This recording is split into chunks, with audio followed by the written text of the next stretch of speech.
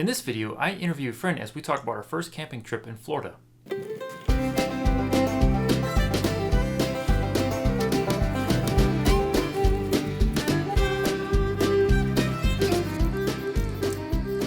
This video was recorded in the summer of 2020 with my buddy Adam. Adam and I talk about our first camping trip in Florida to Ocala National Forest in October 2016. I do want to point out there were some technical problems while recording this, so I attempted to edit around those issues.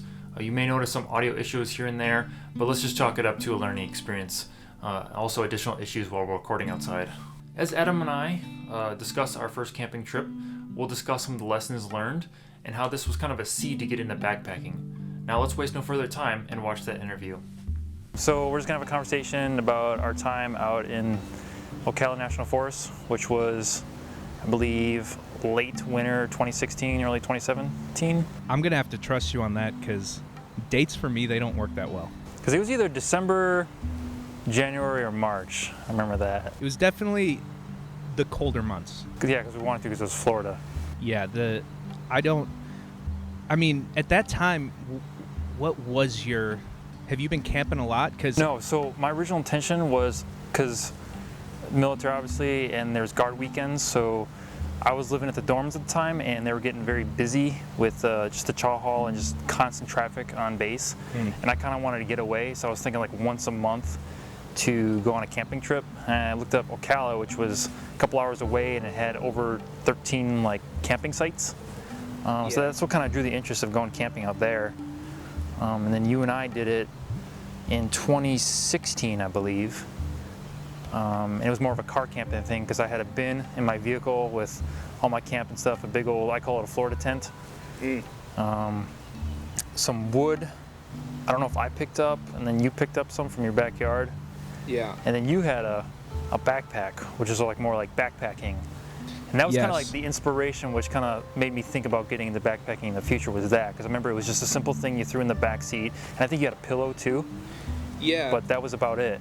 So the thing about it was that, and part of the reason why, I didn't want to go during the summer months and all that is I didn't have much camping experience. I know when I was younger, we went a bunch of times and it was kind of similar, the car style. But what I wanted to get into was the backpacking, because the more minimalist it is, like the more, I've always kind of liked the whole separate yourself from, the modern world and kind of exist in the forest. Yeah. And I think we did a good job as like a first run. Yeah, definitely. The park, I remember the second we crossed the park lines, and this is I think it was a state park. The second we crossed the line, we had no cell service whatsoever. In fact, my GPS was giving me like wacky, trying to like pick up the location because like, we don't know where we're at now. This road doesn't exist, and yet there's a road right there to the left. Yeah, we got off the highway, and it was rural, really rural. And I'm like, okay, this is cool. And pretty much just like you said, we crossed the line into the park, and street lights gone, cell service gone. There was just the road. Yeah, I remember I think we left on a Thursday. We took leave Thursday. No, we left after work on Thursday, took leave for Friday, and that way we can come back some point during the weekend and like get ready for the week. So we left on a Thursday after work. So I think I get over to your place around 6 p.m. At this point, the sun's already starting to set because it's in the wintertime. And then we didn't get there to, I think, 8 or 9 at night. And it was like pitch black. We're driving down the single dirt road with like ferns and fauna like coming out at us. And the roads are all jumping around. And yeah, I remember thinking that if we do this again and we go somewhere where we don't know, we should show up during the day. Because it got a little, some anxiety. I'm like, we're going to get lost. And I was so certain we were going to find it. Yeah. You're like, no, it's fine. It's fine. You had some good tunes going. I remember that. Nice and calm. It was a good site. I remember that because there was 3 sites, and it was next to a river. Like you had to take some steps down to like the river, and I think the next day you even set up your hammock to relax. Yeah. And I hanged out by the water for a little bit, and then of course we did some hiking around the area. Yeah, because getting to the site itself, I remember we got off of the asphalt roads, and it became completely dirt road. And we were on there for a minute before, so we were pretty far away. And then there was a slight opening, and it was real narrow driving in. So we were really into like a woodsy area. It's not like it was an open area. And I think there was only, what would you say, enough room for 5 tents tops? The site only had 3 locations for tents, but obviously each specific site area, you can probably accommodate a couple tents. Yeah. I mean, do you want to go over like what we brought? Because I know you brought up the whole backpack that I had. Yeah, so I remember, my kit I had, because the previous camping experience is my Florida camping stuff, which was a giant like bin that contained a yoga pad, which was my sleeping pad, and it wasn't very thick. A very cheap Coleman summer weight, I think 40 or 60 Fahrenheit. The reason why, I know a lot of people when they get camping stuff, they try to do like 30 degrees. Well, it's really hot in Florida, so there's almost a point you don't need a sleeping bag. Yeah. You just got the bad mosquitoes. And then I had a Coleman tent, which was cheap. I think it was a 3 or 4 person tent. It was very large, which was fine for spacious. I think it was the perfect size, because we were able to, I know I ended up sleeping in the hammock. The second night, I think. Yeah, the second night. But we were able to very comfortably stay in there, and it wasn't too big, because, I kind of don't like when tents get too big, and, especially for trying to condense the amount of things that you bring. And it was fairly easy to set up too, which was nice. I just remember when we were setting up the mosquitoes, because I pulled my vehicle in, and we knew we were going to set up the fire, and we had turned the vehicle around so the headlights were flaring, so we could set up the tent and see what we're doing. I don't even remember if I had a headlamp. Yeah, there was a swarm. And I just remember they got in the vehicle too. They were all on the roof of the car, and you and I were just immediately trying to spray ourselves deep just to get rid of it. And I think I showed up there a little cocky, going, hey, I never get hit up by mosquitoes. It's I got that good blood, And no, it was came immediate. Out of the woods. Yeah. I think we did have headlamps, or at least I brought one. I might have had one. I just don't remember if I had one or not. But the things, because what did I bring? I got that backpack, because that was the time where I'm like, all right, I want to get into that backpacking stuff. And within there, I had that roll-up pad. I got a very thin sleeping bag, because I know for me, I need to be covered when I sleep. If my skin's exposed for some reason, even when it's hot, slight breeze, I wake up immediately. So I got one to where I think the coldest temperatures was 40s, 30s. It was, absolutely not meant for cold weather. And then I picked up one of those hammocks, and it was the first time I saw it, because before, the only hammocks I've seen was like these big setup ones, and this was like a super compact, made of like nylon, I think, or something. I'm not sure. And they had these straps that essentially, as long as you could wrap it around something, it's going to hold. And that did a good job, and it was comfortable too. Right? Hell yeah. I remember laying it during the day, did some reading, took over your hammock and just laid there. Yeah. It was a good place to relax. I remember seeing the stars too. Like, there was a few openings in the trees, which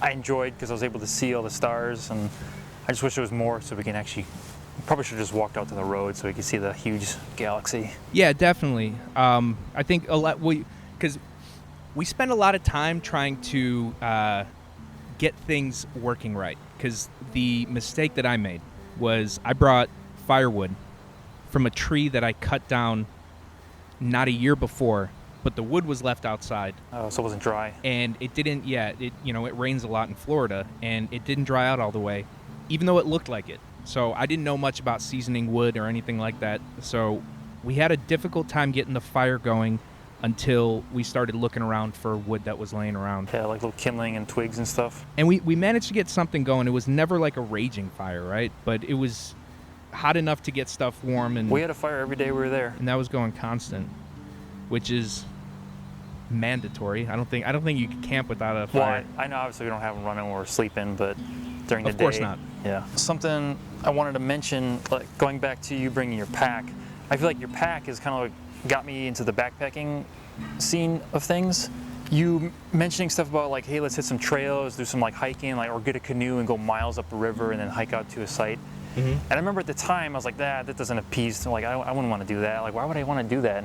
Because I've always grown up doing car camping. I was never used to the backpacking side of things, and doing it now is just, you kind of introduced me to that world. And so even what though we changed? didn't do it, huh? What changed though? Because you said you had this idea, and I remember you were kind of like, yeah, that's cool. I don't want to do it. And I'm like, okay. And where did it go from to where you kind of wanted to enter that? Over time and work experience kind of made me realize just the things around us we take advantage of. A lot of people don't get to see and experience. And it's just another aspect of creating that struggle and that survival of being out in the wilderness. That's the thing. That's the thing for me is the more I don't know quite the word for it, assistance that you take away, things that assist you in whatever. The more you're able to kind of get into, you're able to appreciate what is around you. Because like I know my parents, I brought up car camping with my parents. They had a tent and a car, and they had a cooler with all their food and stuff like that. And you pretty much camp near your car versus going out to a site and carrying all that stuff with you in your pack. And I know a lot of people when they start out camping, they'll kind of do car camping, and then either one or two things will happen. Either they go a more luxurious way with getting a trailer and a camper, an RV, which is what my family did, or they'll go kind of backwards and go more primitive and carrying the stuff that you need on your back. To me, I think it's more fulfilling. Obviously comfort is great, but you taking what you need out in the wilderness is so much more empowering for me. And it's humbling too. Yeah, and it's a good way to also see if you know what you need. Because we can't, I don't, remember particularly, but we definitely came across times where I'm like, we could have used this or we could have used that. And every time you just gain that knowledge, I know that was also my first time straight up having to dig a hole to poop. And getting eaten alive by the bugs. So I brought with me one of those fold-away shovels.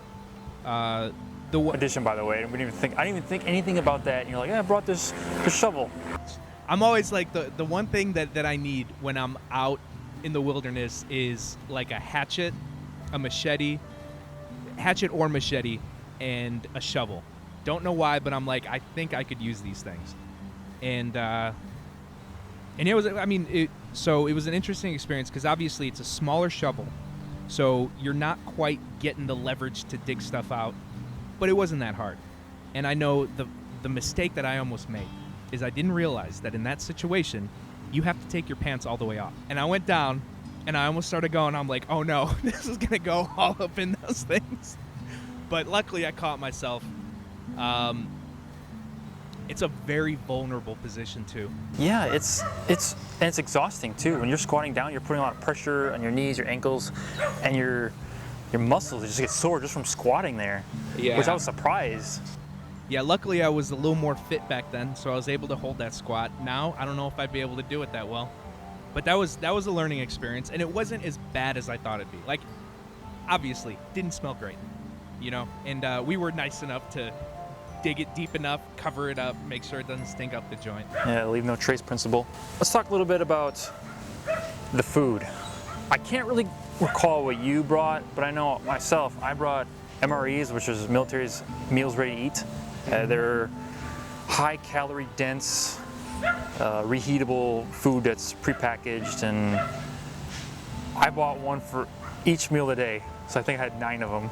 I don't remember what I originally was going to bring, but after talking to you and you saying that you're bringing MREs, I stopped by and I picked up a few. Didn't you get wait, you might have had canned food, I think. I brought some canned food that I originally bought, but then I also brought with me only 3 MREs because I was under the impression that that's supposed to be the meal for your entire day, and you were ready to eat a lot. Yeah, I definitely ate 3 a day, and you did eat all 3. Did that back you up? Did not. Bowels regular as ever. Maybe because I chewed the gum. The thing is I do think MREs are a really good meal to bring because they're packaged small. They are a fuel source, but they are heavy. So like if you're looking at backpacking, dry and dehydrated food is a better way to go because you can rehydrate it with water. It weighs a lot less. And also MREs have a lot of extra packaging and all this waste that's in there. And they're great for military purposes because they can do in great temperatures and ship and all that stuff, but just kind of a backpacking realm, not so much. But for our purposes, the car camping, this is just fine. And you know, we didn't have all of the items that I think you would need for more of backpacking geared food. So it was good that it had its own heat source, and you know, came with the utensils that we needed and a way to consume the food. Because I haven't really done much camping since then, but I've been looking around, and you know, you're gonna need your own pot, you're gonna need your own heating source, your own bowl, and I didn't have any of that. Did you bring any fresh fruit? I couldn't remember if you brought any actual like food besides canned food and like MREs. I don't remember. I could have sworn you did, because I know I ate religiously breakfast, lunch, and dinner, and you had like one at a certain time. I could have sworn you nibbled on other things like granola bars or something. I probably did bring them. It's been a minute. Yeah, this has been like 4 years ago. And I got hit in the head since then, so memories don't serve me too well. So another thing I wanted to talk about was clothing, because that's a lot of things people, when they're doing camping trips, you know, their gear, their food, the environments, and then also what you wear. Me, my camping clothes was very simple. I had, I think, my combat boots with knee-high socks, short shorts, Unbelievably short shorts. very short shorts, and a shirt similar to this, for a short sleeve. You had a very lightweight setup. Yeah, I kind of went, and I don't know if it was the best choice, but I went more with I brought the ABU pants, the cargo pants, boots, and essentially I had t-shirts, either the Santee, I know I had another t-shirt, and I brought a sweatshirt in case it got cold, which it's a good thing I brought, because definitely one of those nights it got cold out there. But I like having more heavy duty type pants and things, just in case you're, you know, put in a situation where you're falling somewhere, you don't want to scrape up all your stuff. But it was, I definitely felt heavier walking around there, whereas you seemed more light and nimble. I felt free, but I had to obviously cover myself with DEET to prevent the bugs from getting at me. I didn't have to put as much of that on there. I want to also talk about the campsite and the things we discovered and learned. We mentioned a little bit about weather. It was warm for most of it. I think the last day is actually when it cooled off. Because you were sleeping in the hammock and it got chilly, and you were kind of, I don't know if you were comfortable or if you got a little cold. But I remember the first 2 nights it was hot. We had the rain fly off just so we can breathe because we were sweating in the tent. Oh, that Florida heat.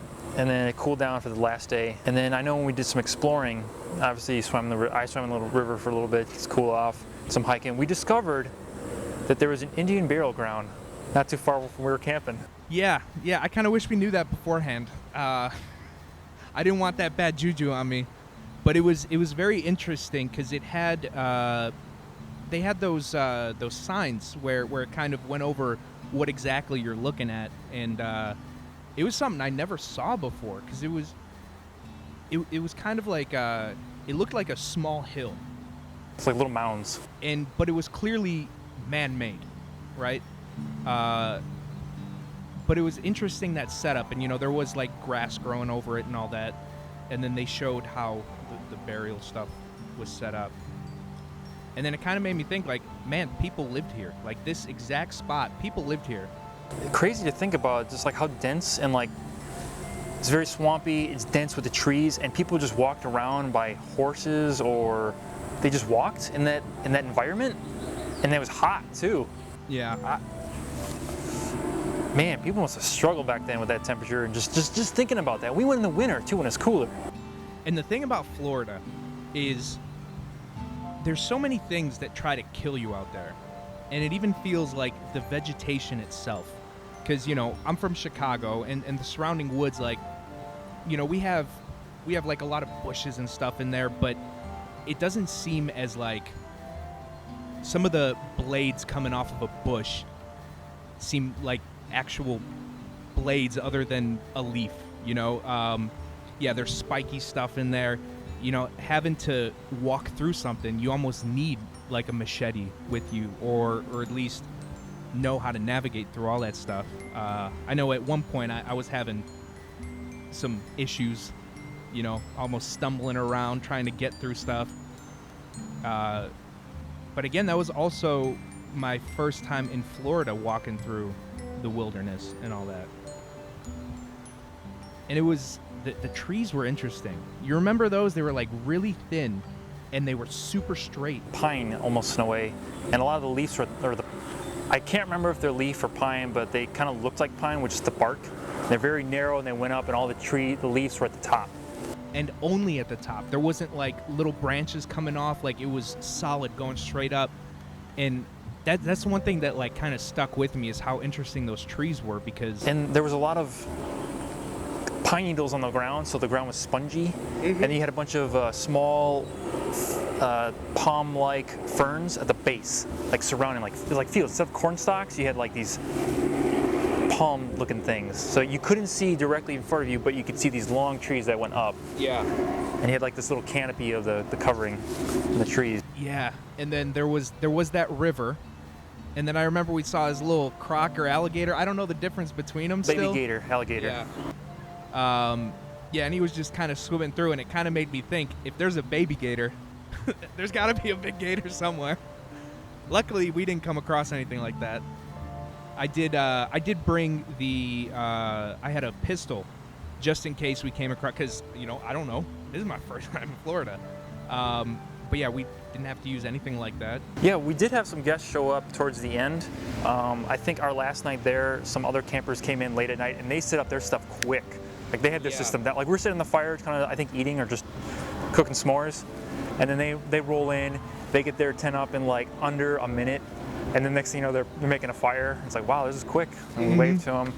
And then later that night, some individuals in trucks showed up with like some locals. Some locals looking to do some hunting and fishing.